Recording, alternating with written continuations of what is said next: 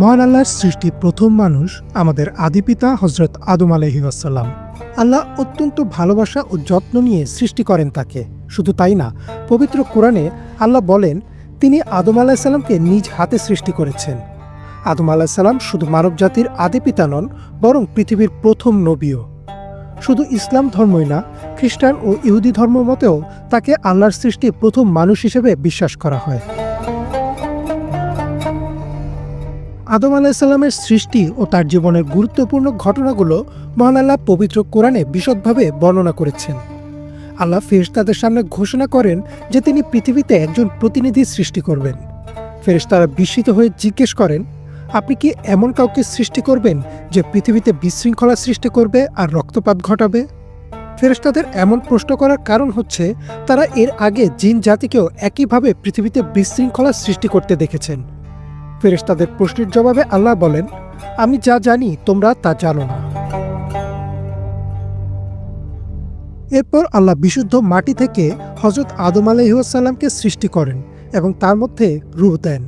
আল্লাহ আদম আলাইহিস সালামকে সমস্ত বস্তুর নাম শেখান এবং ফেরেশতাদের সামনে তার জ্ঞান প্রদর্শনের মাধ্যমে প্রমাণ করেন যে তিনি আল্লাহর শ্রেষ্ঠ সৃষ্টি। আল্লাহ ফেরেশতাদের হুকুম দিলেন যেন তারা আদম আলাইহিস সালামকে সিজদা করে। সবাই সিজদা করল ইবলিস ছাড়া, আর এজন্য তাকে অভিশপ্ত করা হলো আর জান্নাত থেকে বের করে দেয়া হলো। আদম আলাইহিস সালামের পর তার সঙ্গী হিসেবে তারই পাঁজরের হাড় থেকে আল্লাহ সৃষ্টি করলেন আমাদের মা হাওয়া আলাইহিস সালামকে। আদম আলাইহিস সালাম এবং তার স্ত্রী হাওয়া আলাইহিস সালাম জান্নাতে সুখে বাস করছিলেন। আল্লাহ তাদের জান্নাতের সমস্ত কিছু ভোগ করার অনুমতি দিয়েছিলেন, তবে একটি গাছের ফল খেতে নিষেধ করেছিলেন। আল্লাহ কোরআনে বলেন, তোমরা এই বাগানের সব কিছু খাও, তবে এই গাছের কাছেও যেও না, নইলে তোমরা অন্যায়কারীদের অন্তর্ভুক্ত হবে। কিন্তু শয়তান তাদের প্ররোচিত করে নিষিদ্ধ গাছের ফল খাওয়ায়। ফল খাওয়ার সাথে সাথে আদম আলাইহিস সালাম ও হাওয়া আলাইহিস সালামকে আল্লাহ পাকড়াও করেন। নিজেদের ভুল বুঝে তারা দুজনেই আল্লাহর কাছে ক্ষমা চান।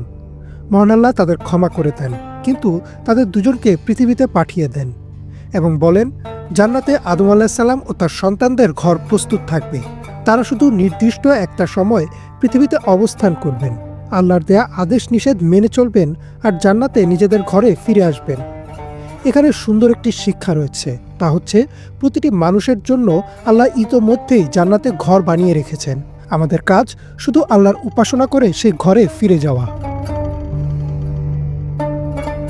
আল্লাহ আদম আলাইহিস সালাম ও হাওয়া আলাইহিস সালামকে পৃথিবীতে পাঠিয়ে দায়িত্ব দেন মানবজাতিকে সঠিক পথের দিশা দিতে। আদম আলাইহিস সালাম প্রথম নবী হিসেবে তার সন্তানদের তাওহীদের শিক্ষা দিতে শুরু করেন, আল্লাহর নির্দেশ মেনে চলার উপদেশ দেন এবং ন্যায় অন্যায় সম্পর্কে জ্ঞান দান করেন।